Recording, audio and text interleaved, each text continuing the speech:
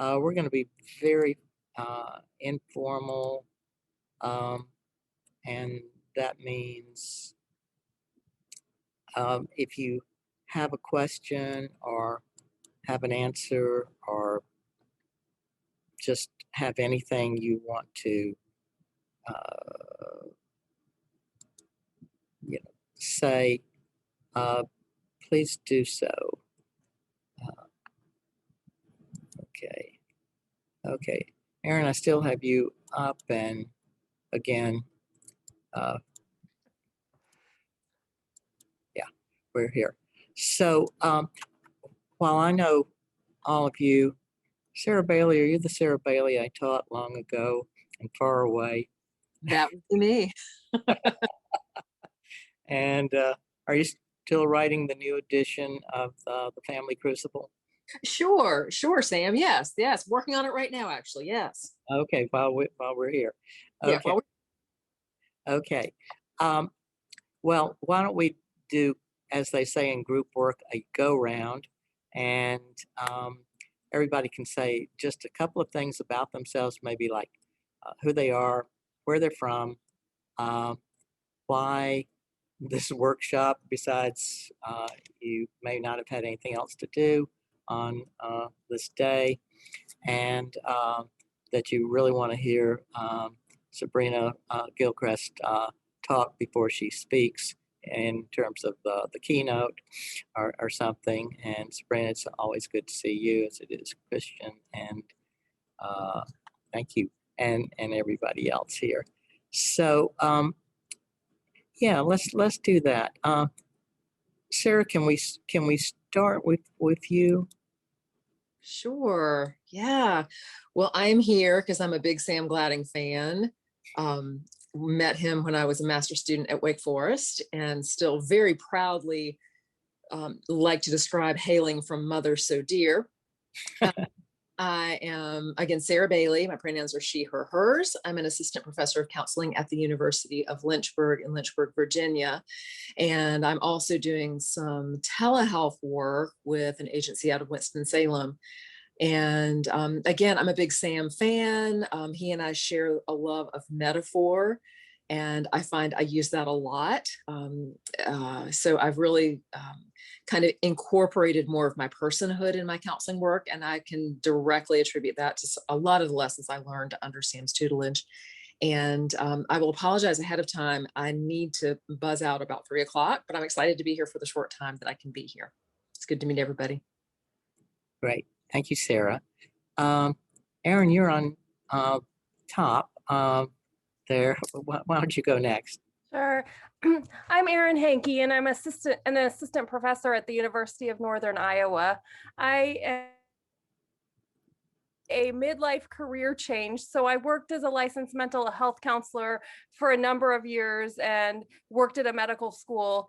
And then I decided to become a full-time faculty member at midlife. And so I'm approaching today through the lens of shepherding younger counselors in training, working through the process. And in my new program, we're also starting a gero counseling specialization. So that's coming from, and just very pleased, Dr. Gladding, to be here. I've attended trainings over the years and just respect all the work that you've done, and I'm grateful for what you've given us. So thank you. Can you re-record that for my wife, please? Absolutely.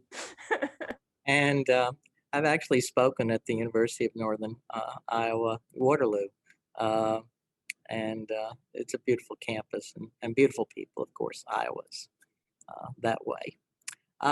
Speaking of beautiful people and places, Sabrina Gilchrist, um, you're up to bat, so to speak. Well, thank you so much for describing me as a beautiful person, Sam. I feel like I needed to record that so I can play it back. Um, Good afternoon, everybody. I'm Sabrina Gilchrist. I apparently don't know what I want to be when I grow up, so I'm trying to be everything. I'm currently the executive director for a youth serving nonprofit here in Charlotte, North Carolina called Right Moves for Youth. I am a licensed clinical mental health counselor with Reconciliation Counseling and Consulting. And I most recently have branched out to do some spiritual consulting and coaching under Sabrina Nicole LLC. I have written a book. I have contributed to a couple of books.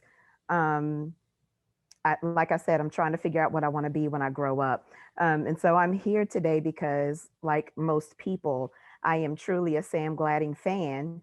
And every now and then, when I miss sitting in Sam's classes, I try to find out where he's presenting and teaching so I can sit and learn and be entertained all at the same time. So, super excited to be here, super excited to learn, and really appreciate everybody on the line. Great. Thank you, Sabrina. And uh, uh, I really enjoyed teaching you, and I think you've far surpassed me now, but I appreciate. Uh, I'm going to enroll in Aaron's gerontology counseling because I'm getting at that age. But anyway, so two more people that I see, and there may be those I don't see. Christian, we've run across each other thousands of times, but would you like to introduce yourself? Christian, are you there? You're on mute. I think you probably know that.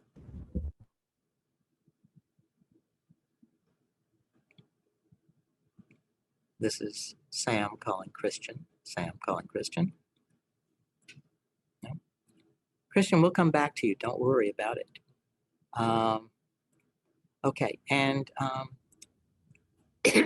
okay, I'm lost on Tahani. Yeah, it's Tahani. Tahani, okay. Hi, nice to meet you. I'm on the road, that's why I don't have the video on. I'm actually on the way to North Carolina from Ohio.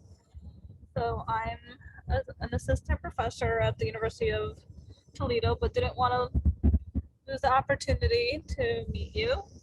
So I'm also a Sam Gladding fan. You're kind. You have a beautiful campus there at Toledo. And I have to confess that my family goes to the beach every summer, and the only people there besides us are people from Ohio. We just don't know if there's anybody left in the state because they all come to North Carolina beaches. But very nice people, and yeah. So thank you. Is there anybody there that I'm not seeing? Okay. Before I introduce myself real quickly, Jennifer, do you want to come over here and introduce yourself? I'll No, do no. it. No. Thank you, Sam. Sure. Hey, everybody.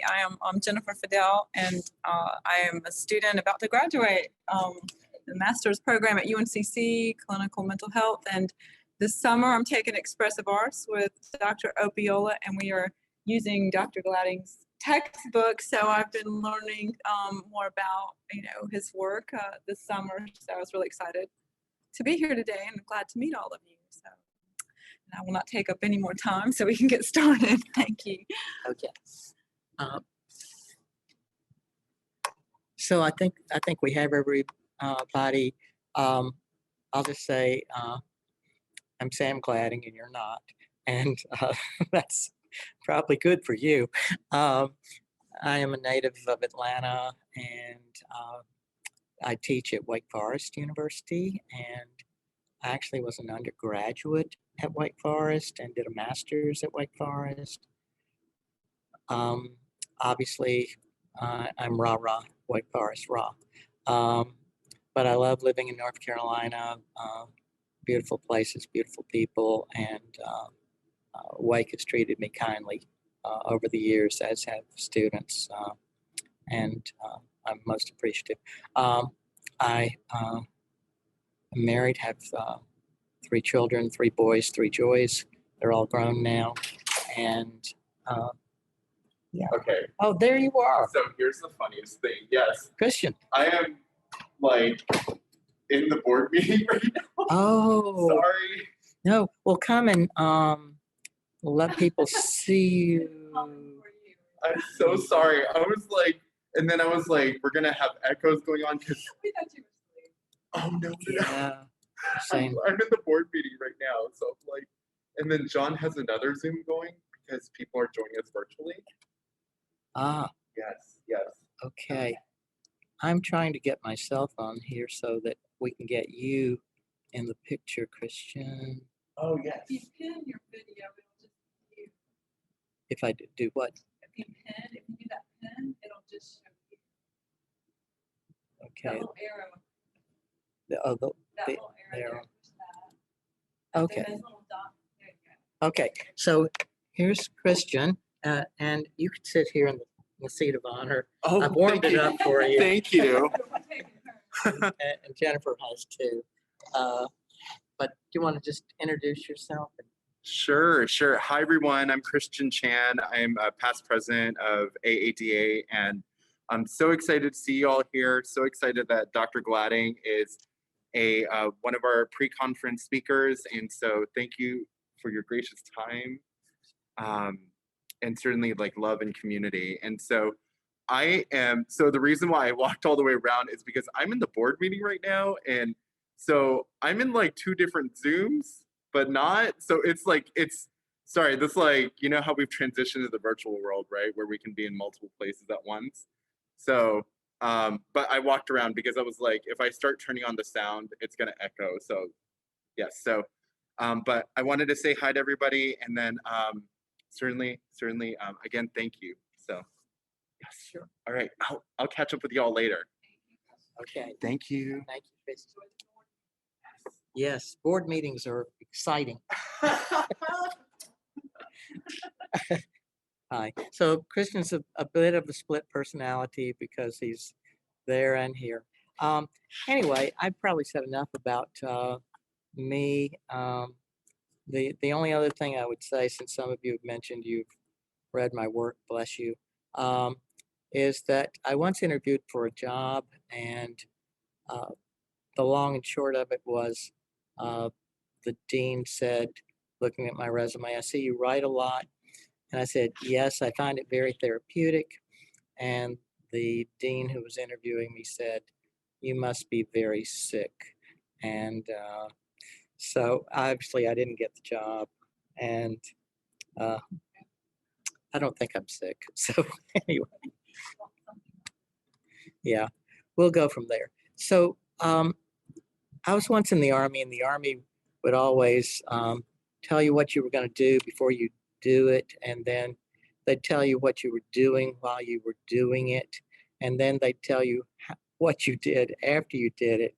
I'm not going to be quite that OCD, but I'm going to disappear here. There, I'm disappearing. But what I am going to do is to tell you that I want you to get everything you want to get out of this. And that means if you need to interrupt at any time, if I have you where I can't see you, just say yo, and then whatever it is you say after yo. Kind of like Eric Berne book on what do you say after you say hello. I'm going to say, what do you say after you say yo? And we'll go from there, okay? So I just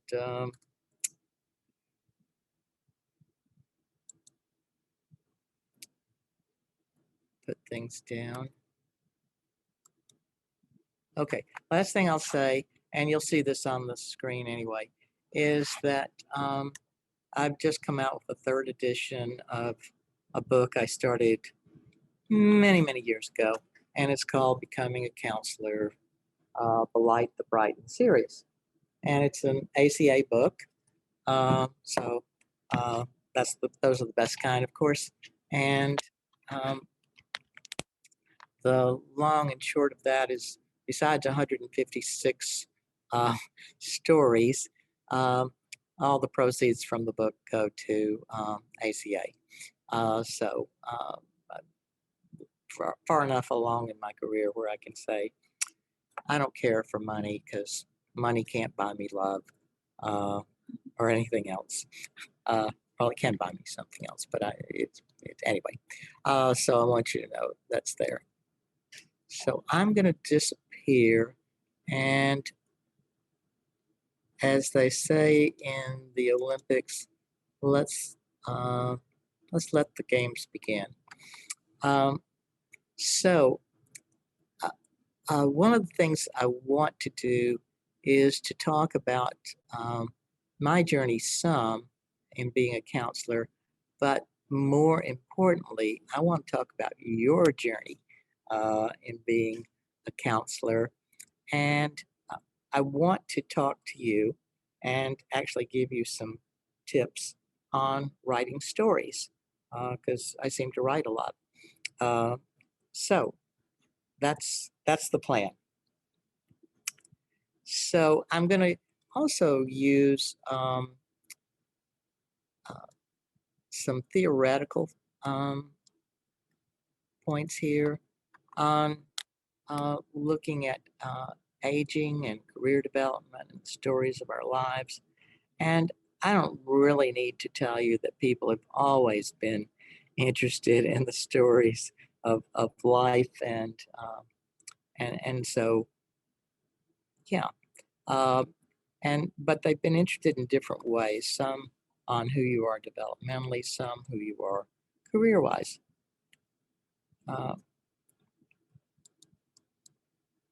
So let's see if we can get this going. Yeah, so let's start in terms of development and growth and becoming. Gordon Allport, uh, the author of the book Becoming, emphasized the uniqueness of everyone and the importance of present context. Anyway, he described a constant battle we have with ourselves and who we are as well as who we will be, and said becoming is a process. Living is an active participle more than a noun. So we're always kind of struggling. Who am I? Who am I with you? Who are we together? Who am I going to become? I don't know about you, but when I was growing up, the last thing on my mind was becoming a counselor. The first thing on my mind was girls, um, but that's another story. So uh, let's talk about that struggle in becoming who we are and who we want to be.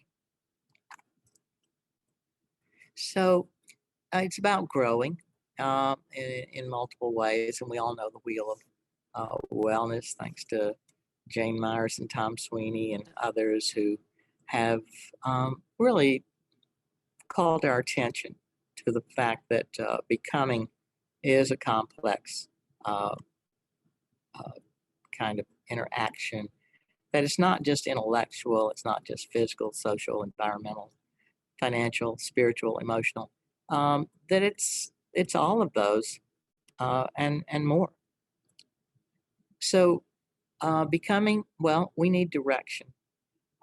I'm old enough to know of this classic little book by David Campbell, who was a North Carolinian at the end of his life and worked for the Center for Creative Leadership over in Greensboro. And the title of the book was, If You Don't Know Where You're Going, You'll Probably End Up Somewhere Else. And Campbell was right. He used a lot of the research to show that if people don't plan ahead, then they end up someplace else, and those someplace else's are not where most people want to be. If you don't know this book and you have a library close by, good little book to check out. It'll take you maybe a couple hours to read it, maybe less. So the focus of this presentation is on personal and professional identities and how they develop over time. So I'll give you some examples from my life, but I'll also give you an opportunity to explore your life too. And we'll have some exercises. They won't be push-ups or side straddle hops or anything like that. They'll be more intellectual exercises. Okay. So I want to briefly review Eric Erikson and Donald Super's theories on aging and career development. I know you know them by heart. I want to look at narrative counseling, Mark Savickas, and I really like his work. I then want to talk about telling stories, the advantages of telling stories in aging and career development. And then writing stories, I want to give you some do's and don'ts, because if you don't know how to do it, you don't do as well. And then let's look at future stories, development and creativity a bit at an older age. And then let's conclude. Okay? Everybody with us? No yos? Let's go. Let's go. So, quick review of Erikson and Super's theories. So, what do they have to say? And do their ideas need expanding in a better way, or explaining in a better way, or expanding? Well, one thing I think we can say is that Erik Erikson and Donald Super were products, if you will, of the 20th century, and we live in the 21st century. Erikson, just brilliant, as we know, so was Super. Super could put you to sleep. Erikson didn't as much. He was a little, I think, more interesting. But anyway, he lived to age 82, died in 1994. He believed, as you know, that people went through 8 stages of psychosocial development, and that our personalities develop in a series of predetermined stages. So, he starts with infancy, trust, mistrust, early childhood, autonomy. You know these things: adolescence, identity, young adulthood, intimacy, middle adulthood, generativity, and on and on, or as they would say in The King and I, etc., etc., etc. Maturity, that final stage. I can identify with that final stage, and that's fine. So a brief summary, another way to look at Erikson is this in terms of what he was saying, and the importance of kind of a conflict and an outcome. And hopefully it's an outcome that's positive. Hope and will and purpose and confidence and fidelity, love and care and wisdom. But let's see some more. So if you look at an example of Erikson's timeline on Alfred Adler, which I know everybody kind of wants to look at, it kind of goes like this. I mean, he's born, has a younger brother dying, which really affects him, makes him want to be a physician. Graduates from the University of Vienna and publishes his first work. He gets married. He has a child, has another child, here a child, there a child. He joins Freud, Vienna Circle. Never considered himself a Freudian, by the way, as you know. Just joined the circle. And has another child. I mean, after you've been with Freud a while, you really want another child, I think. Then has yet another, the man was busy. Uh, um, he becomes president of Freud Circle, Vienna Psychoanalytic Society, and he parts with Freud, reaches the pinnacle, and then says, let's go down the slope. His first major book is published, and you can see when he's 42. And I used to say, wow, that's kind of old. And now I say, wow, that's pretty young. So it takes a while. He guest lectures at Columbia, immigrates to the US because of the unfortunate rise of the Nazis. And he holds a chair at Long Island College of Medicine. His family finally was able to join him in 1935. And he dies of heart failure in Scotland, 37. So you can see he didn't live a really long life, 67, although that's pretty long at that time.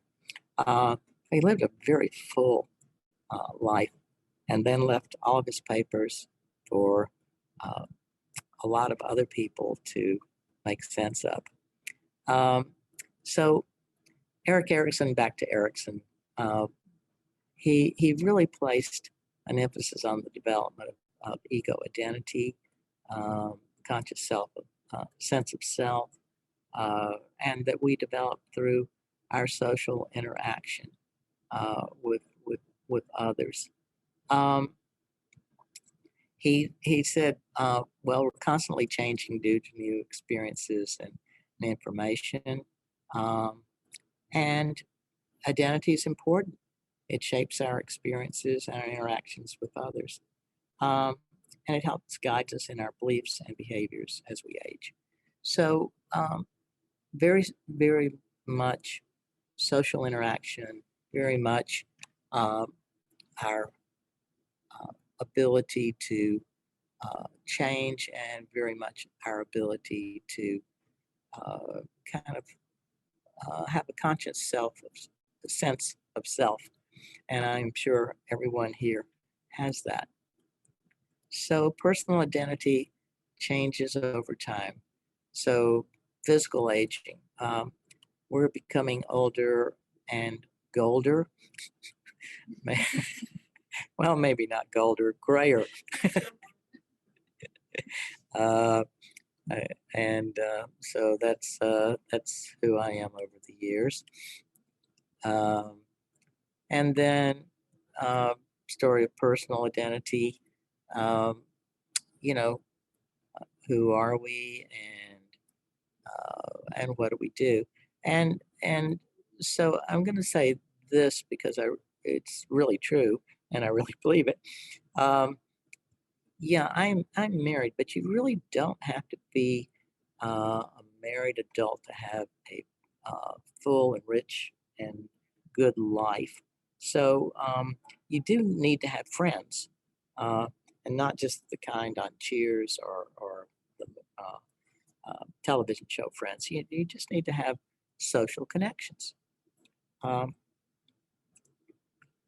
So Erikson, let me stop there for a moment. Let me see if I can get you guys back on the screen. Any questions, any response?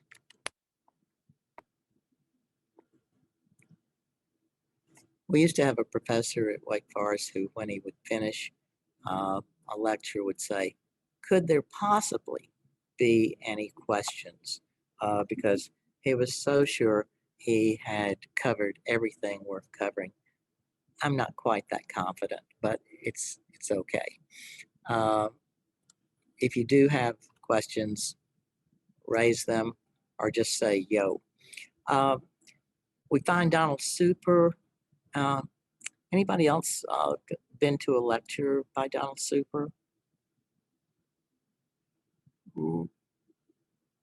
Really nice guy, really good researcher, just flat as a pancake in terms of his affect, but we owe him a lot.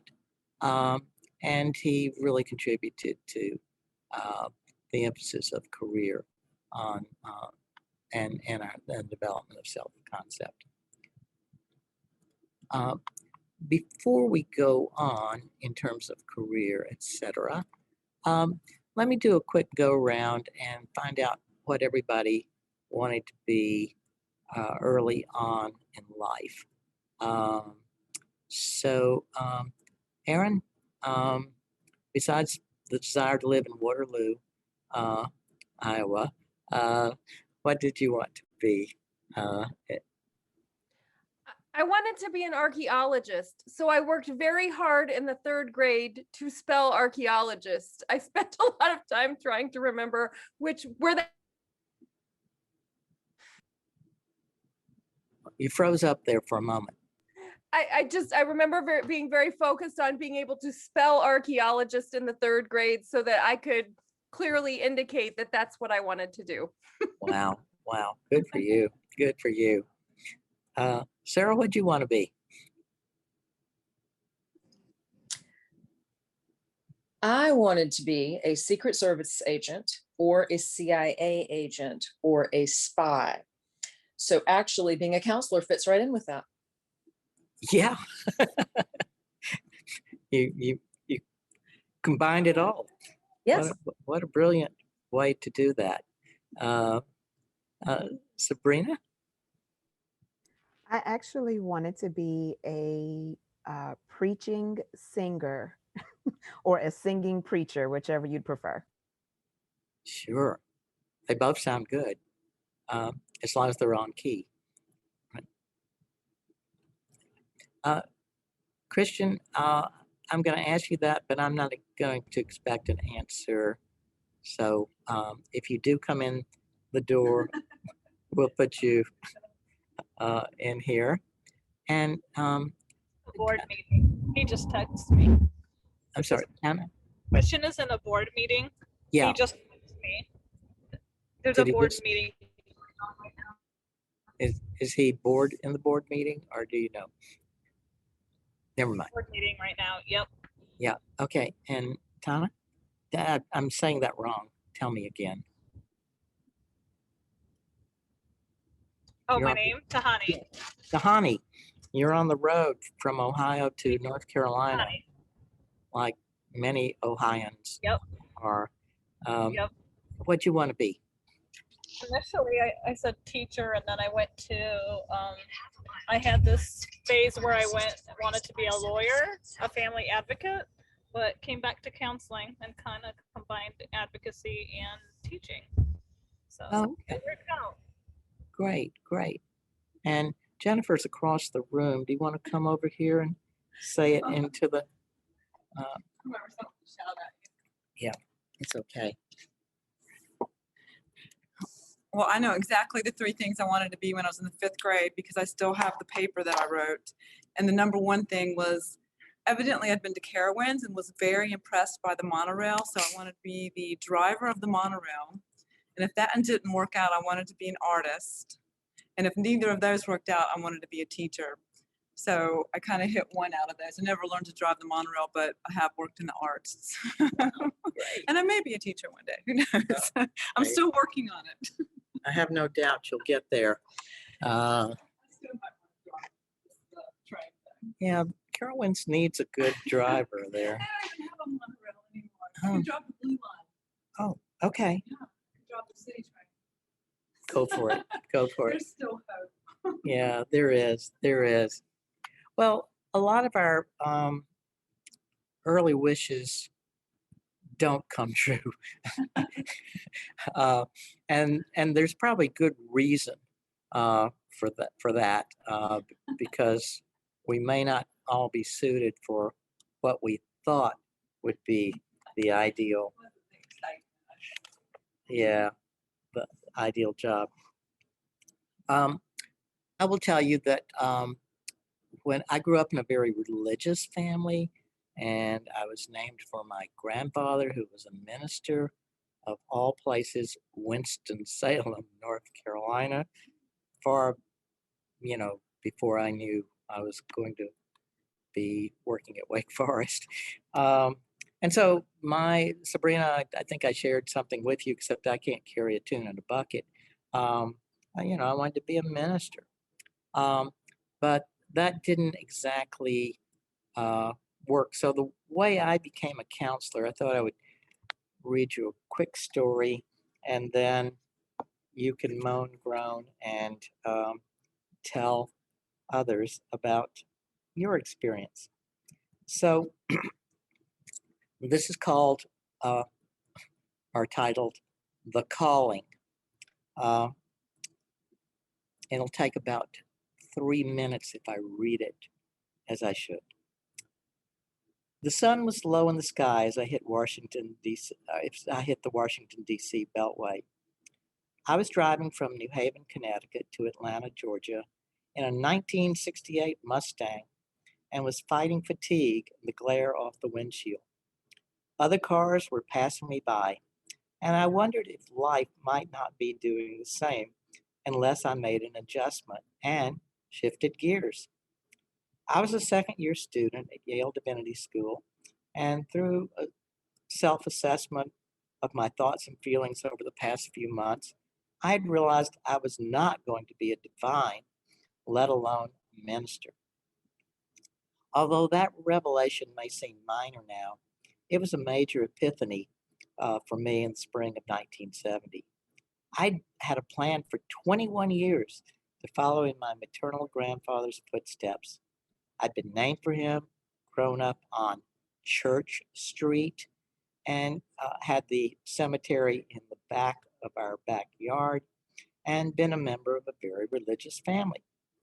The agenda was loaded. I always thought I would spend my Sunday mornings behind a pulpit, most likely standing on a Coca-Cola crate, not sitting in a pew, sleeping late, or going to the lake. Now reality had set in, and I was headed south, both literally and figuratively. Yet, as fate would have it that day, I did not make it all the way to my parents' home in Atlanta. Instead, I wound up spending the night in Winston-Salem, the city that was home to my undergraduate alma mater, Wake Forest.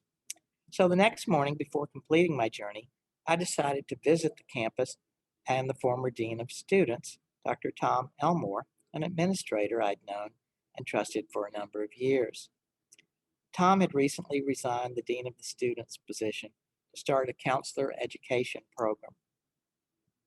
After exchanging pleasantries, I told him of my struggles, and with his best attending skills, he listened.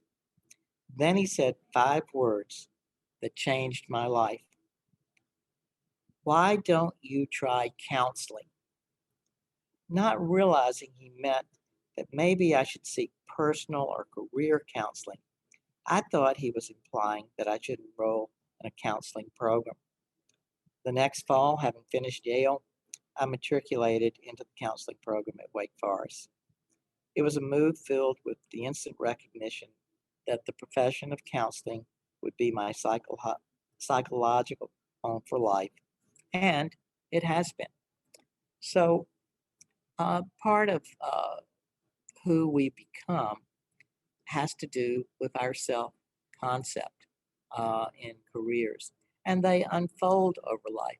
So, the way we start is not always the way we finish. Um, and maybe that illustrates a little of that. Another thing about Super is that he says our professional identity changes over time, and it's kind of a life rainbow. Uh, so you've seen this before, and it basically starts out with child and leisureette and citizen and worker and parent, spouse, and homemaker, but those aren't necessarily the way all of us travel these days. And it's much more a concept of the 20th century than it would be of who we are now. So while I like super and I like the rainbow theory, I think if you really want to make your mark in life, and your name is not Sarah Bailey, working on the new revised edition of the Family Crucible, you could take on Super's Rainbow and put in those new roles that we all have uh, besides child and student. I don't think you can escape those. Maybe citizen, worker, somewhat, but it's just not us these days. So again, I wrote the story I just told you in actually adult span from 27 to 72. I'll give you an idea of all of that. And realizing that sometimes it takes a little longer for some people than others. Values of stories. Well, they provide us a trail of turning points in our lives. And sometimes failing, if you will, leads to success. In fact, I don't think you can have a very successful life unless you've had a little taste of failure. Not that you want a big taste, but that you've had some taste. Those pictures that you see, one is with my uncle, my father's brother who lived to be 102. We took him out on his birthday, and he said the first thing he wanted was a martini. And I said, "You're 102. You can have 2 martinis, 3 martinis, no problem." And the second picture below that is our firstborn, who now lives in Casablanca with his wife and child. And anyway, that was a picture of him early on with yours truly. And our dog, Eli, who's a Sheltie. And any of you who have Shelties know they bark a lot, but they're very loyal dogs. So professional identity, for me, it's, citizen soldier, clinical mental health counselor, college professor over to the left, student advisor. Yes, that's St. Teresa in Calcutta. I was kidnapped by a bunch of Wake Forest students to live in the slums for 3 weeks, and then be an ACA leader. So similarities, well, super stages like Erikson's go from positive to negative and depend on self-concept and identity. So I'm going to do some comparison, and then I'm going to put you in groups so you can talk. If you compare early adulthood, Erikson, intimacy versus isolation, forming relationships with other people. Donald Super, entry-level skills, stabilization. Erikson is much more into relationships, where Super focuses on building skills. And by the way, this is being recorded, so it's all going to be available to you. Middle adulthood, Erikson, generativity, make your mark, and care for others, and create and accomplish things that make the world a better place. He's not saying you have to rise to the top of your profession. Just make the world a better place. Care for others. And Donald Super, this is where I think Super could really be improved a lot, because he talks a lot about maintenance, continuous adjustment, improve your position. Super seems to advocate continuous change,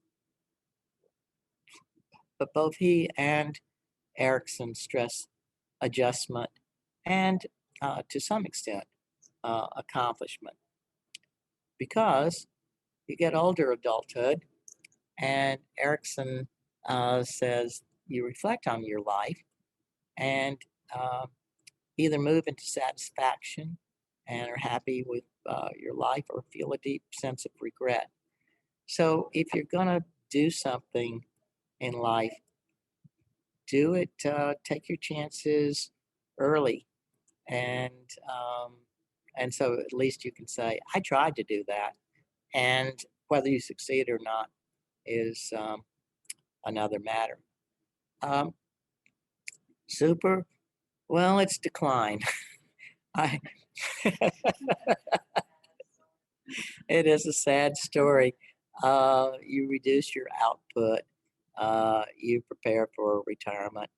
Uh, I will tell you that I don't believe in Donald Super's last stage. Um, the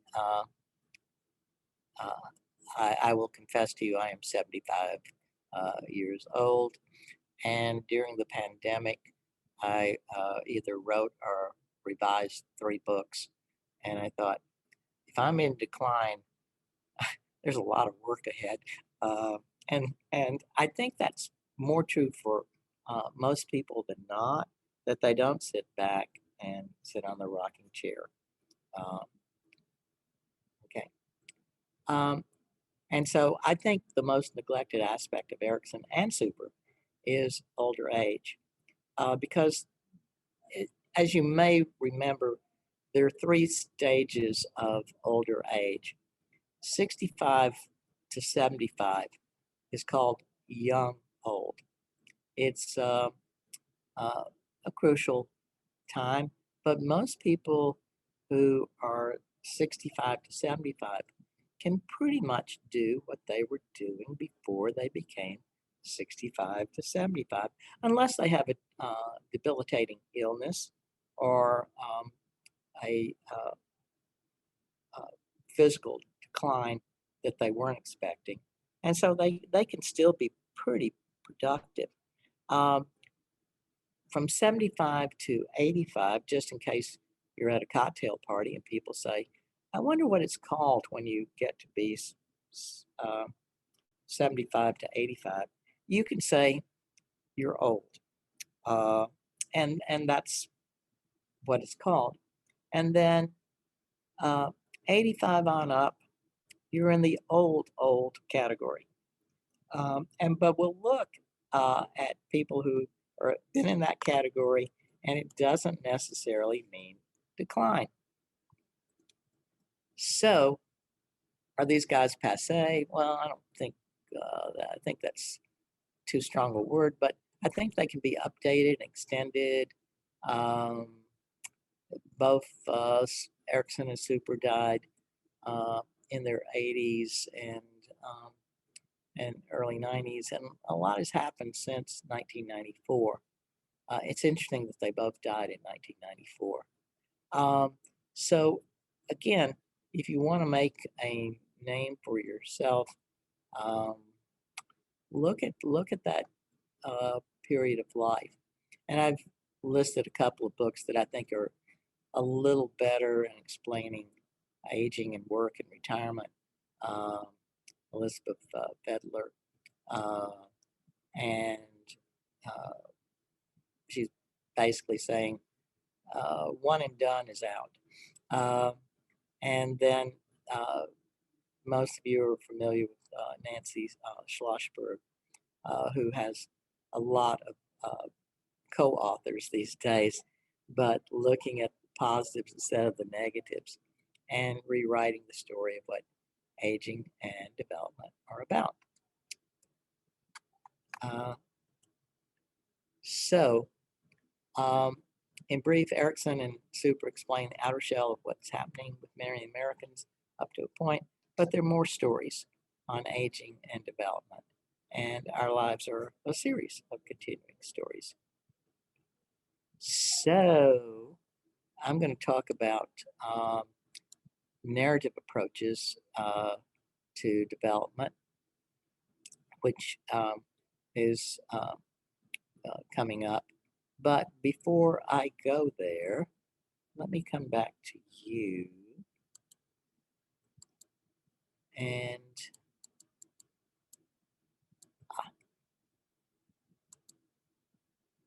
you're still there. So nobody's left yet. Oh, well. So I know Christian probably can't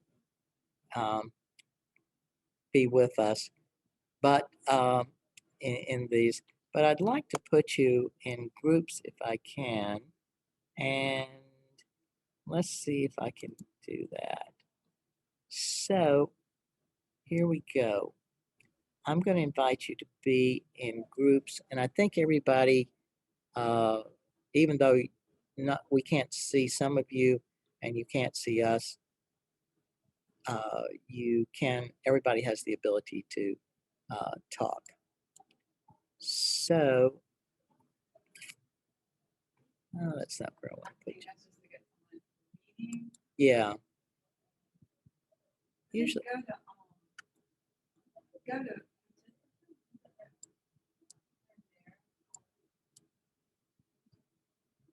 Go to more. See the little dot that says more? Yes. Just says rename. Yeah, at the bottom. Oops. Cancel this. This one. Right there. There's something there. Those are just Yeah, going up like, just like, yeah. Is there anything on the bottom? Let's look at that. Don't go away, guys. We're almost there.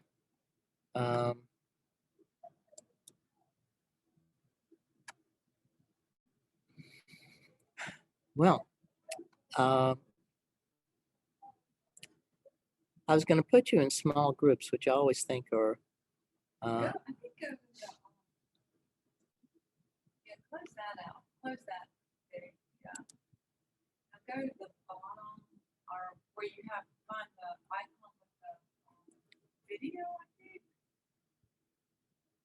Somewhere you move the mouse down to the bottom of the screen, all the way down It says, to the bottom of the screen. oh, all the way down here. Yeah, so down there,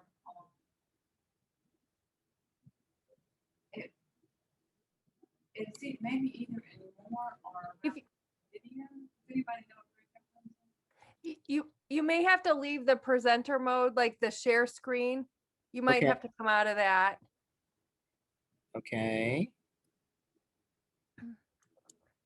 It says stop share down there, the green bar and the red bar. Yeah.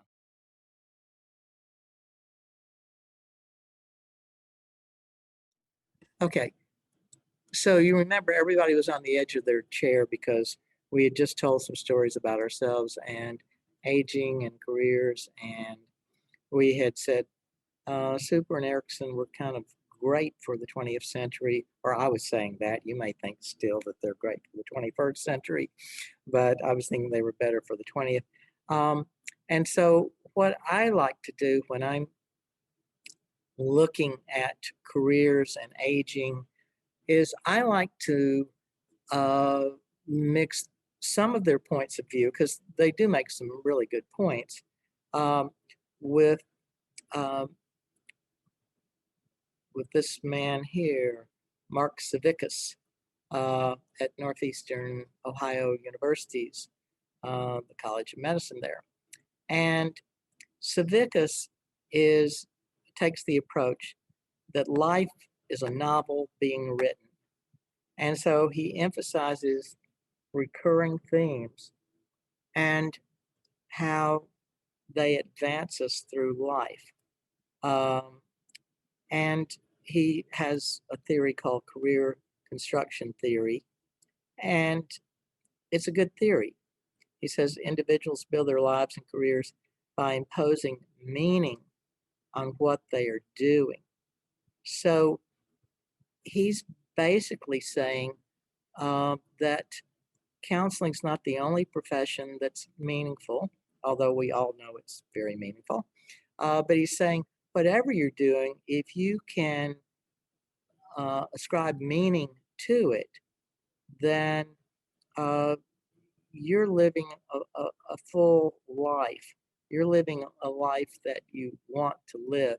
We've all seen it through the pandemic that people who were seen in quote menial jobs, such as checking us out at the grocery store or taking our garbage away, um, they really they really became heroes, and obviously people in the medical centers did also. So anyway, um, so I'm backing up a little, but this is Abraham Maslow. And Maslow, you may remember, was a behaviorist initially. And he thought he worked with Harry Harlow, the guy with Reese's Monkeys, and very behaviorism. But he really introduced us to the idea of discontinuous change in life, which happens with our clients, which happens with us, uh, because he became a humanist after the birth of his first child. Unlike Skinner, who raised his first daughter in a Skinner box, uh, really did. Modified Skinner box, I might say. But anyway, Maslow said, I can't raise my daughter as a behaviorist. I've got to be more humane. I've got to do things. And so his story, as Mark Savickas would say, is one that doesn't continue just from this to that. It just becomes quite different. And you may have had that happen to you, or you may have seen that in clients, but it's interesting to see. And so the narrative approach that Savickas advocates attends to a client's intentionality of interacting. And so clients are kind of playing and interacting and enacting their lives.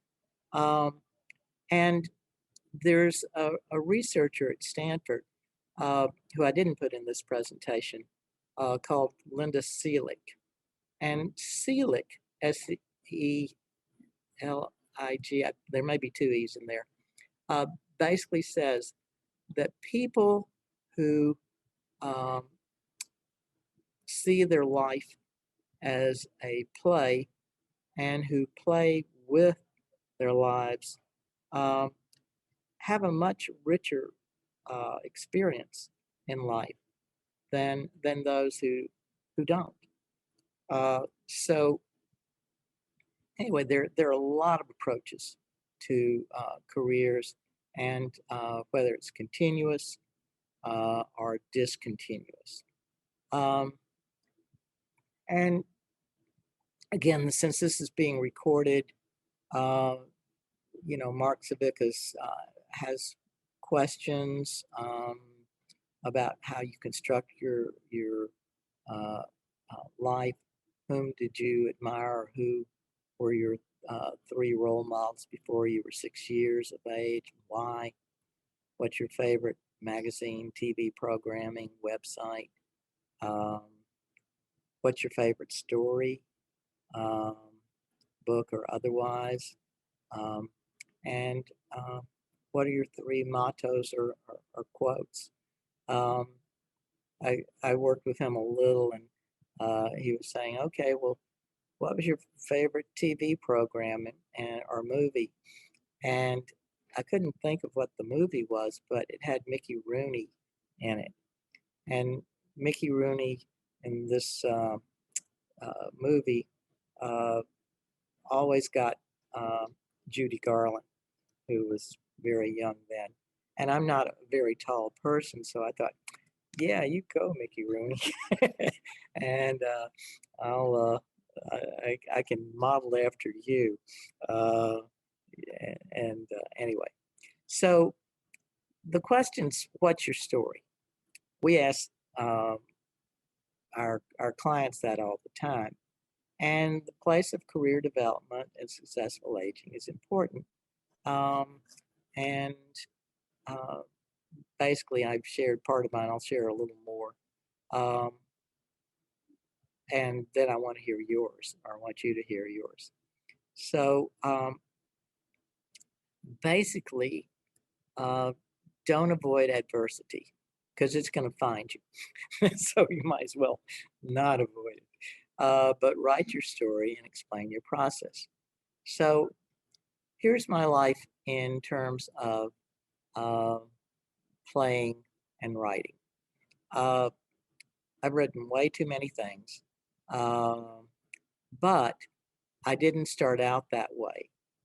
It took me forever to get my first job in counseling. Uh, Almost 200 letters, 3 interviews, and I got the job I didn't want. And went there anyway because I was just so glad to get a job uh, in counselor education. But the job was in Connecticut. And by the way, my wife is from Connecticut. I love her dearly. But my neighbors were very standoffish, not very helpful. And the Connecticut winter came early and I was trapped. My colleagues really kind of hated each other, and I knew I wasn't gonna make friends there.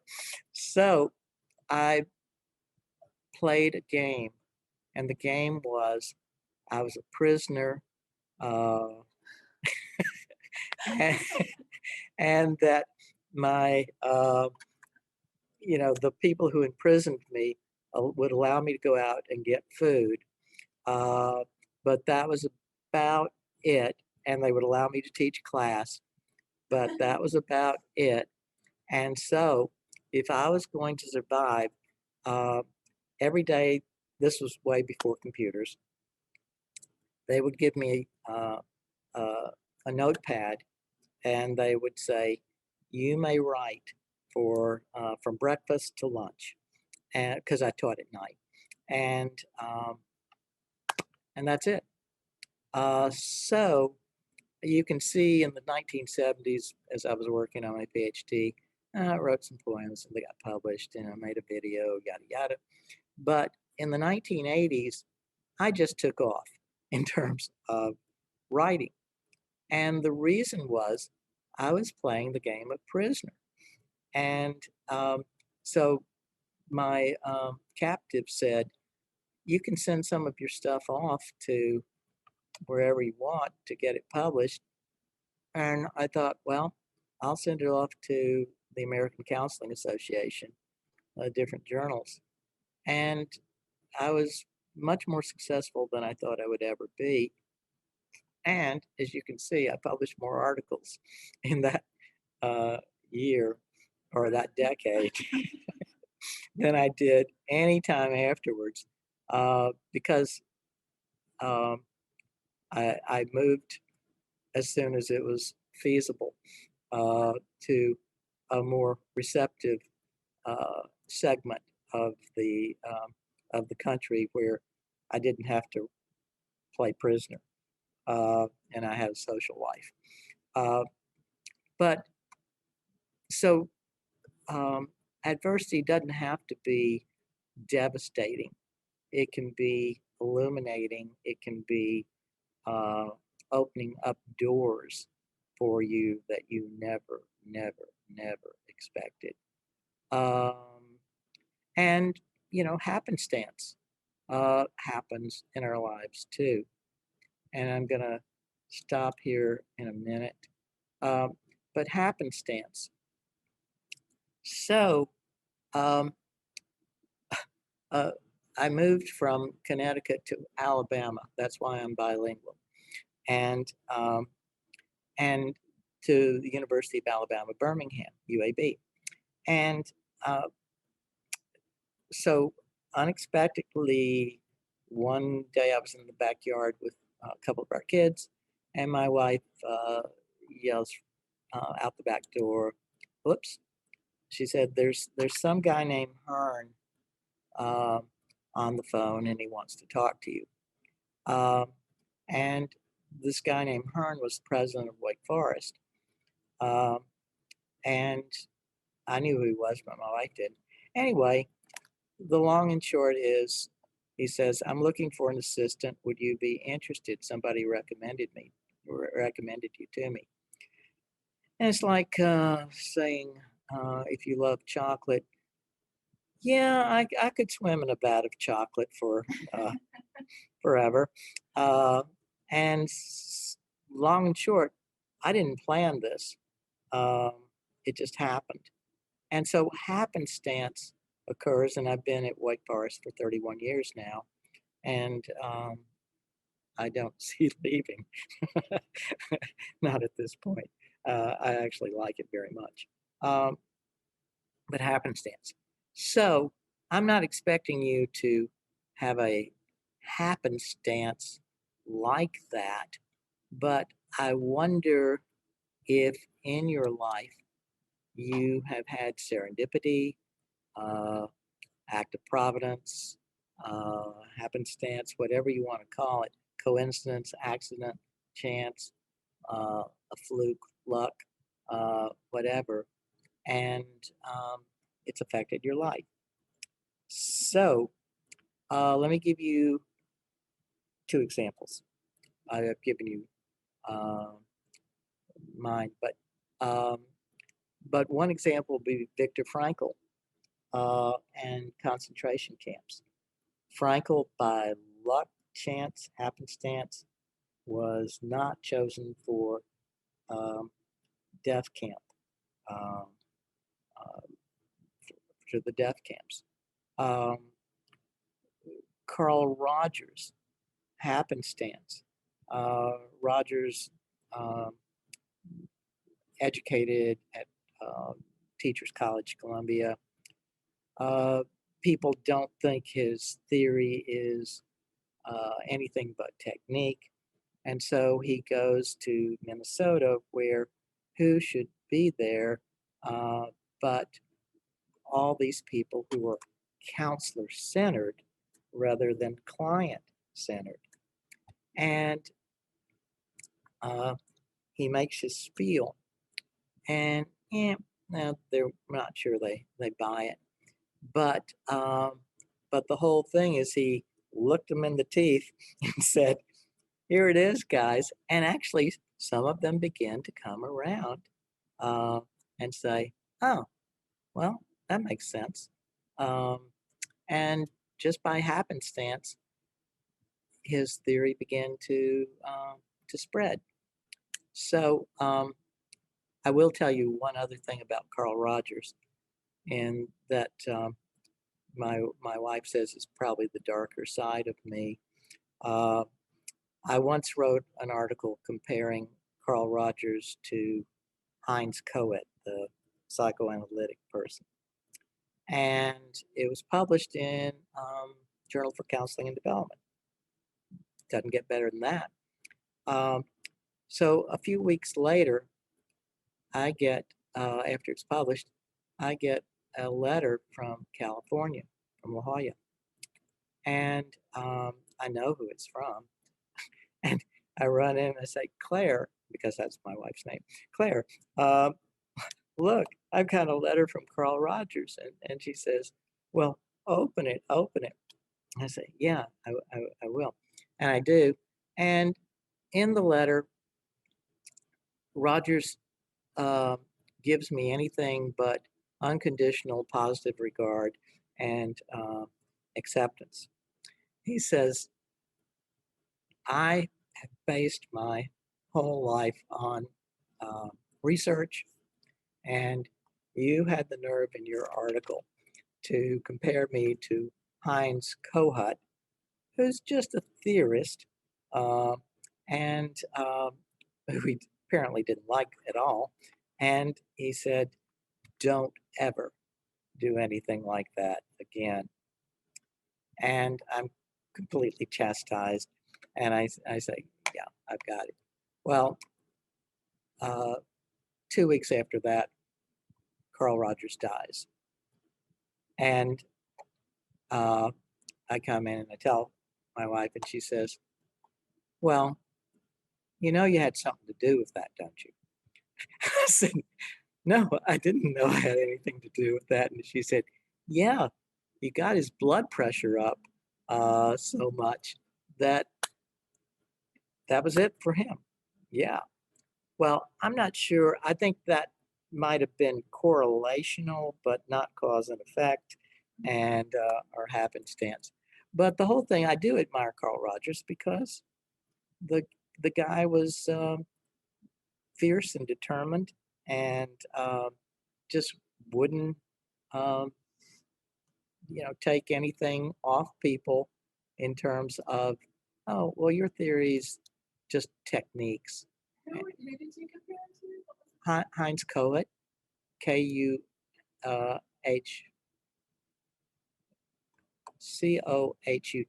Kohut. Um, so anyway, I've talked way too long.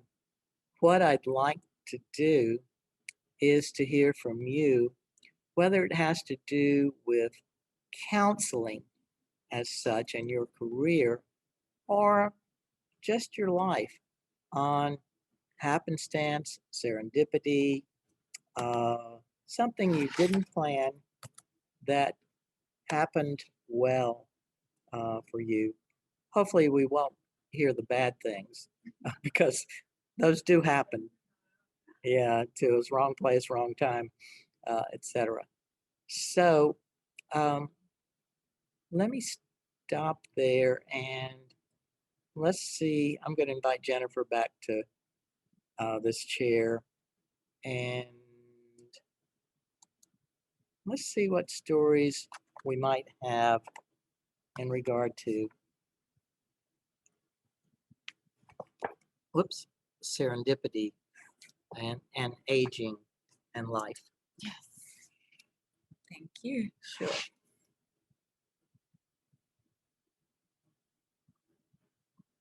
I don't know Anyone if we can- have any volunteers to go first. I'll go first since I'm the only one unmuted. I'll go first. Well, of course, there's a lot of serendipitous moments that I can think of, and as Sam just said, they're not all good.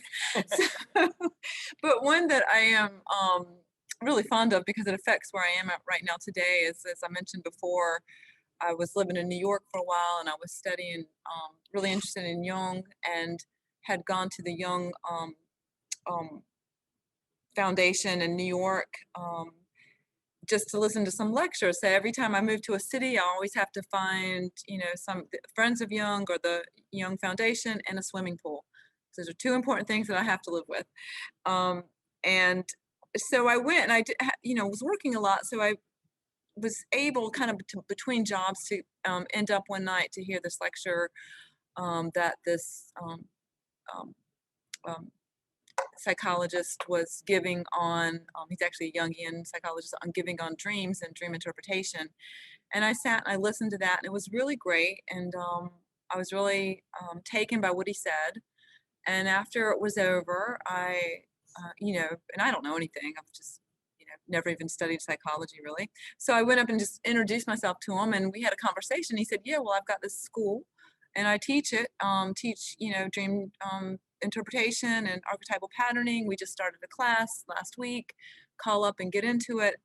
And so I did, I enrolled, and that's been like 5 years ago. But just that one time, I could have missed that very easily, and I would have never known about a CC Institute, International School of Archetypal Patterning. And to this day, I've taken a lot of classes with Dr. Conforti.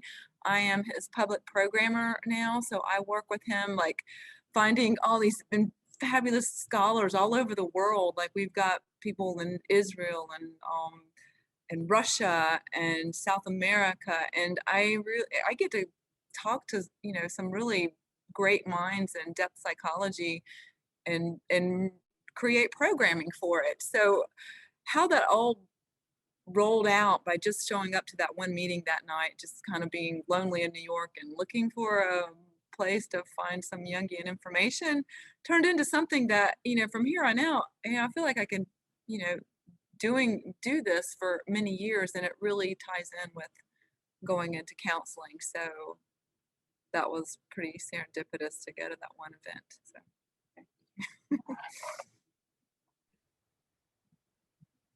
thank you.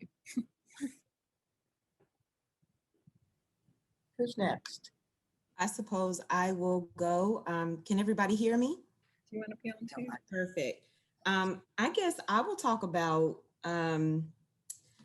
my time at Wake Forest, actually. Prior to coming to Wake Forest, I was at Winston-Salem State University, was doing very, very well, was in the psychology program. And at the time I swore I was going to get a PhD either in clinical psychology or health psychology. And I had done all the work, and I was in the research lab, and I was presenting, and took the GRE and bombed it, and took it several times and bombed it every time. And my professors were like, what happened? Long story short, I applied to, several programs and was not accepted. And couldn't figure out why. GRE was just one piece of it, but everything else was stellar.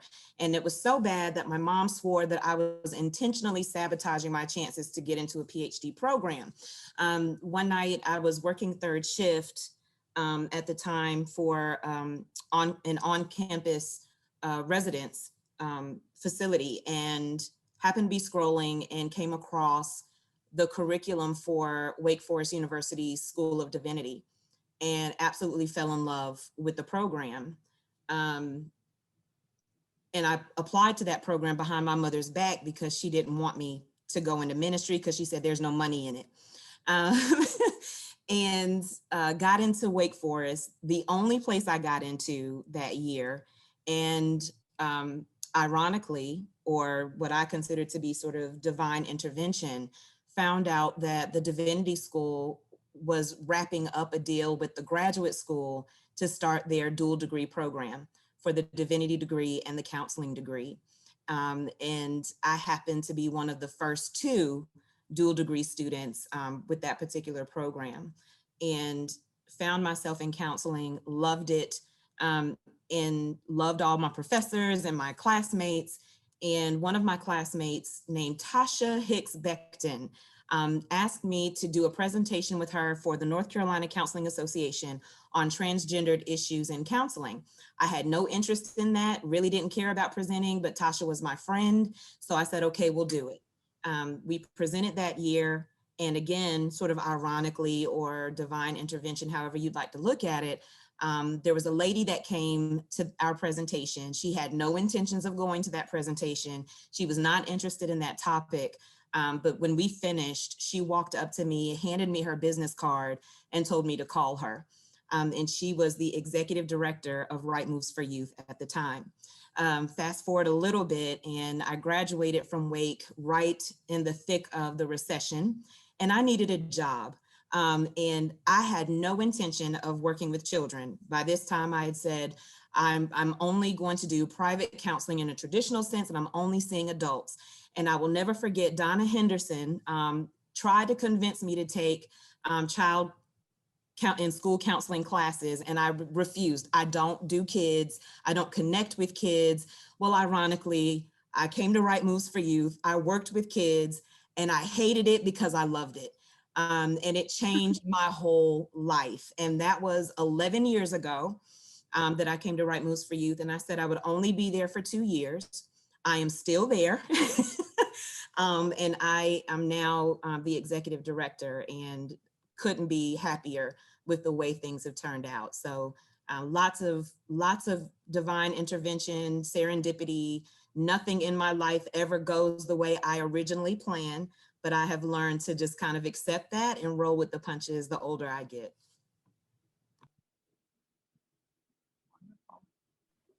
Awesome.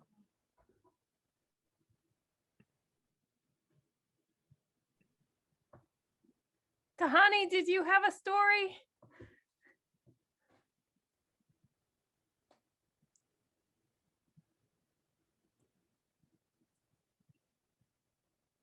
I'm still here, but it's really loud, so I prefer to be on mute right now. There's a Totally. lot of traffic. Okay, cool. I'm present.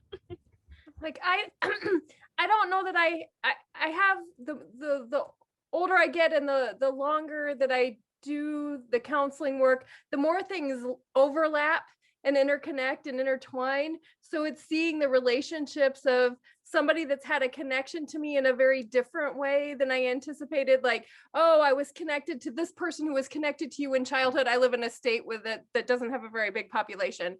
But the story with the happenstance is 6 years ago, I decided I really needed to be thinking about career change, a lot of work stress, a lot of life stuff happening. And I had dear friends who took me on a weekend retreat where they had all sorts of arts and crafts supplies, and they were turning it into a visioning session for me of what is going to be your 5-year leaps really quickly, but to get you out of this current situation, let's put the plans in place. And so I basically, they asked what I had enjoyed most, and I really loved the teaching part of what I'd done. I'd been an adjunct faculty at a particular institution, and so we were pulling on some of those things, and I did my own values card sort and everything. It was a fun and caring way to approach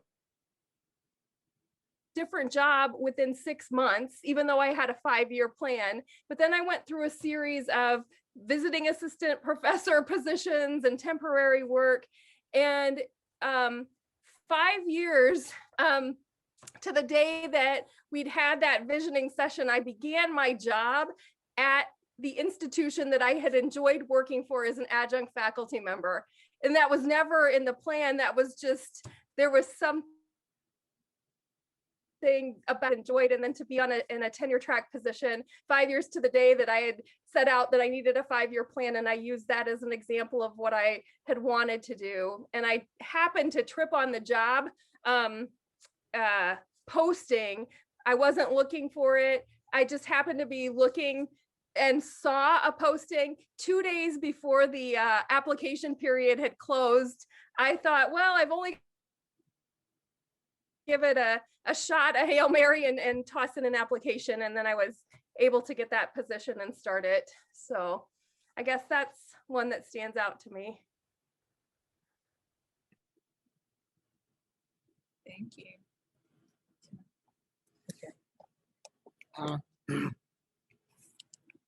Well, there are things that happen, whatever we want to call them. When I was in divinity school, the kind of phrase was, people plan, God laughs. And I think whether you're religious or not, it's more true than less true. So I'll tell you one more quick story, just on serendipity.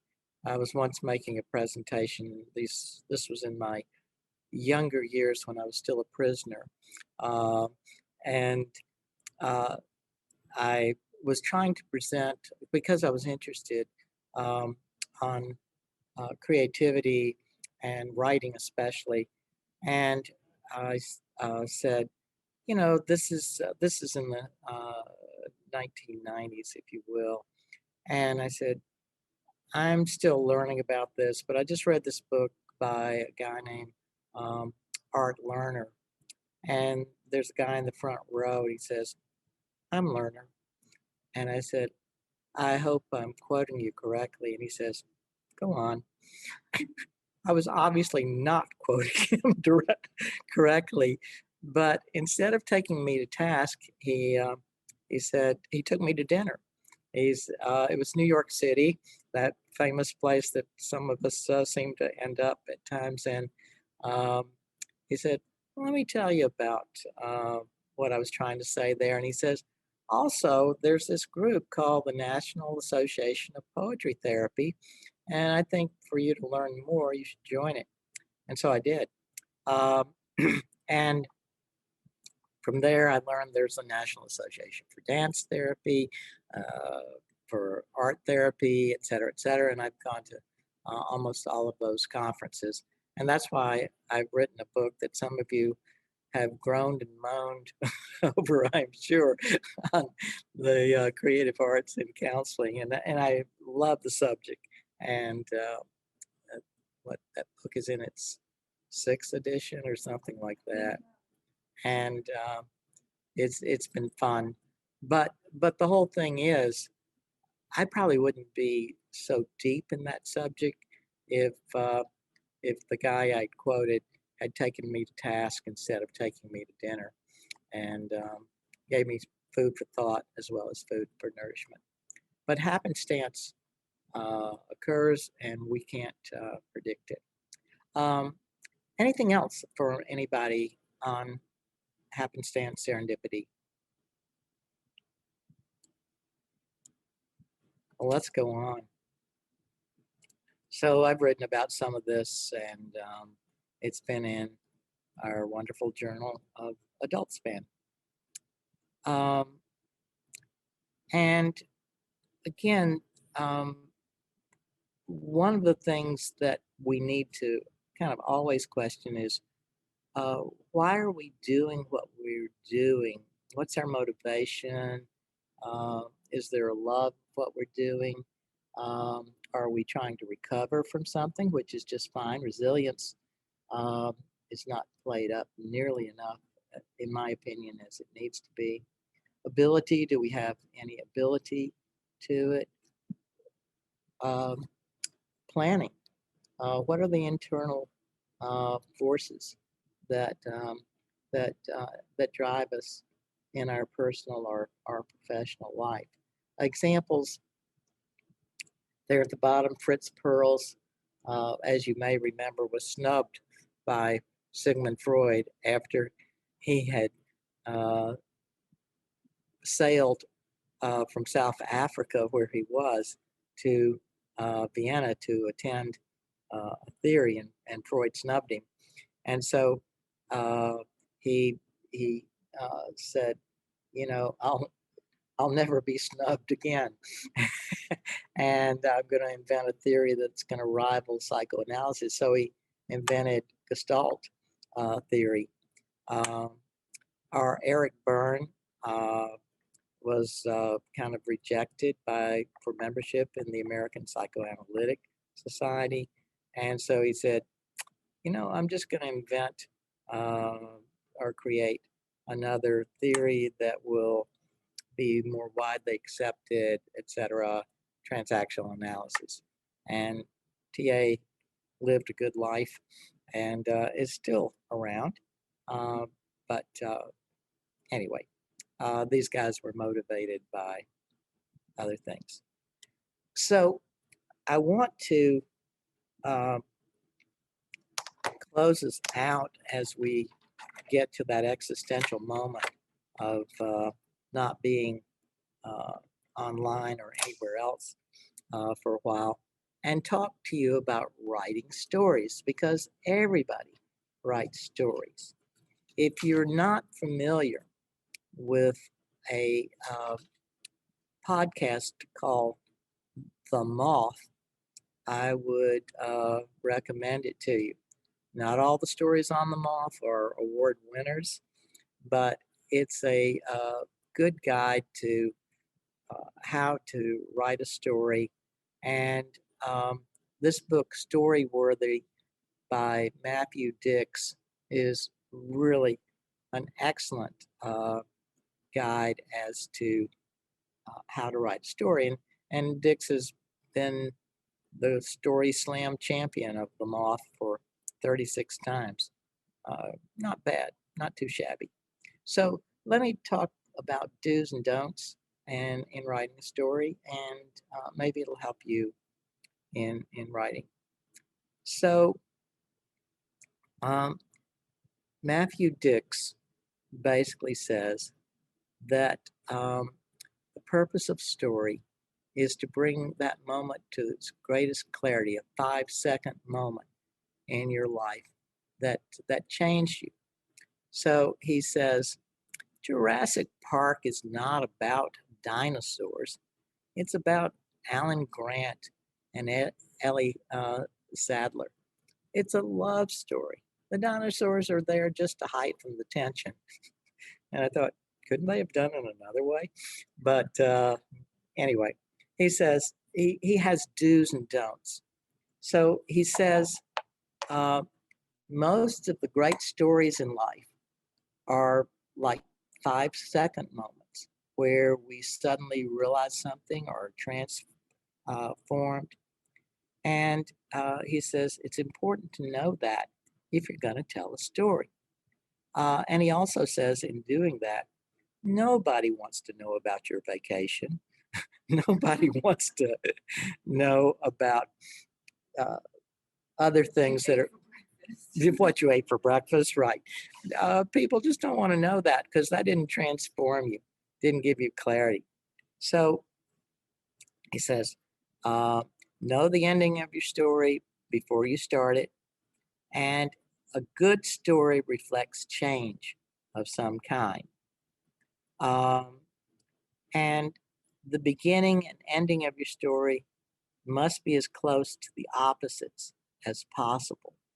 Uh, uh, uh, and he says, struggle in devising a story. Your first idea is rarely your best. The adage that your parents and teachers may have told you about sleep on it is really the best. Simplify, start as close to the end as possible, because again, nobody wants to hear you go on forever. Be self-deprecating. Make your audience laugh if possible, and speak as if you were speaking to friends. It's not a real formal process. So you see, there are two number 8s because 8 is a really important number. Be emotional, be quotable, and end your story or speech in less than the allotted time. He says, don't start by setting expectations like, this is hilarious, because you may think it is, but nobody else may. So don't set up great expectations. And don't start your story with a thesis statement. And don't start your story with kind of a summary. He also says, don't compliment yourself. If anything, understate who you are. Don't ask rhetorical questions because people will answer them and they won't be good. And he also says, don't mention the weather or the temperature. And for don't quote the dictionary. How many times have you heard people saying, and Webster says, this is the definition. So he says, there's some do's and some don'ts. And I really do recommend this book. I don't have stock in it, but he's really good. So before we go on, let's stop for a minute and see what stories you might have that are of this nature. Emotional, quotable, transformational, moving forward, simply, or simplified. And so I'm going to let Jennifer come back to her favorite spot over here. And now it's the hot seat. You don't have to be the first, though, Jennifer. I know there are people who are wanting to move I on, get it. and Spontaneous story creating. yeah, you may not have a story that comes to you, but sometimes they do. Okay.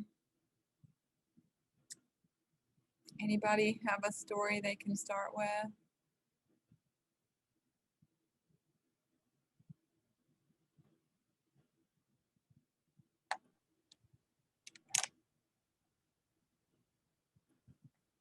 Aaron? I don't know that I'm trying to pull on one that would. Well, I don't know if I can really create a story, but I kind of did something today that was a little unusual and challenged myself. And this is going to be a total flop for what Sam's asking us to do, but I'm going to just Go for it. go for it because our first outline is never the best. So yeah, so gosh, a lot of things are coming to mind, but I would say, yeah, I've been really isolated during COVID and have missed, you know, getting out and going anywhere. And I haven't really been out of Charlotte in so long. So today I got to the conference early, and I'm not supposed to tell you what I had to eat, but so I got here way early. So I got here an hour. I had an hour and a half just to goof off because I wasn't sure who would be here, if I could hang out and talk. And everyone was kind of scattering because it was a break between sessions. And so I just took myself for a walk in my city. I haven't been in downtown Charlotte in so long. And I just pretended to be a tourist. And I stepped outside, and I, you know, grew up in this town. And I remember seeing a picture in a magazine, Charlotte Magazine, about the new Bohemian restaurant in a fashion, like a interiors design magazine. Gorgeous interiors and photographs. And I said, huh, I think I'll go down. You know, I'd love to go see that place. Well, I step outside, it's right across the street. I have nothing to do. So I'm like, I'm going to go into the Grand Bohemian Hotel and see what it looks like in the restaurant. And I walk in there, and it's beautiful. There's these huge paintings of, like, it looks very bohemian, like plants and animals. This is like kind of dark blue-green walls, and you know, waiters all dressed up. The chandelier is incredible. It looks like it's from the 1920s, like, you know, some big hotel in New York. Everywhere there's art, just interesting portraits of people. And I walked through and it didn't really have any intention, but just to look at it. And I'm walking through, and I asked to see a menu. I just wanted to know what it looked like. And the lady's like, well, if you want to sit down, you have to go back up front. And just on the spur of the moment, I decided to sit down and pretend that I was in a big city, my big city of Charlotte, and have lunch by myself, take myself out to lunch. And I just felt a little bit of, you know, kind of uptown, kind of like being in New York. It gave me a vacation. I did enjoy lunch. It was really good. I'm not going to tell you what I had, but it was really good. 'Cause I'm not supposed to say that. But it was just really fun to sit down kind of on the sofa at the bar. Didn't even sit at a table. It seemed really bohemian, and just kind of read things on my phone. I study astrology, so I was reading some of what the stars were doing while I was sitting in the Grand Bohemian Hotel, eating my lunch, waiting to meet Sam Gladdings in about an hour. And it just, I had not done that for so long. So maybe running on, there's no quotes in there, but that could be the start of a story, not defined. I left there and went down to look at the museums, walked in and out of the Beckler and came back. So I didn't expect to do any of that today. So that was a little bit of big city life, museums and fancy restaurants that I haven't had in a long time. You did a lovely job of setting the scene and pulling in. That was amazing. Wow, what's a lovely, I wish you were here. We could all go across the street. It was a little bit of what I needed, some creative arts and some getting out. So part of that isolation. Thank you for listening. And you were receptive to going with it. Yeah. Yeah, just let it flow. We never know what we're going to run into, right? Serendipity is always just around the corner. Yeah. You just have to put yourself out there. Mhm. Sabrina, did you have a story? I am still kind of turning my wheels here, trying to Not easy. so if somebody else has something to say, or maybe I can pull something together that won't be boring. That's one of the don'ts, right? Is don't, it doesn't say that, but I interpret it as don't be boring. So Just jump in there. You don't know what it's going to be. Yeah, don't overthink it, right? I shouldn't be teaching. No, you're great. Go for it.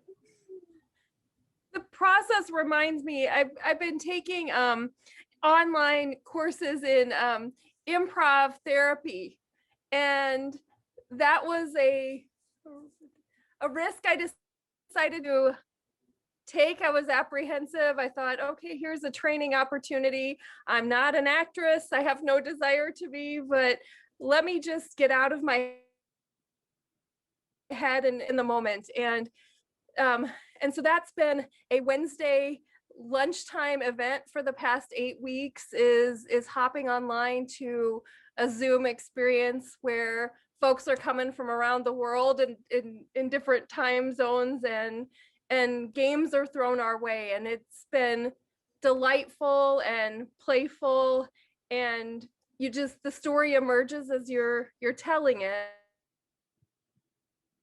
A particular exercise that we had an imaginary ball, okay? Because again, we're on Zoom. And so you can make that ball anything you wanted. It could be squishy, it could be solid and firm. But what we would do is we would name an emotion and then toss that to someone else. So joy, and then I could toss it to you, Jennifer, and you would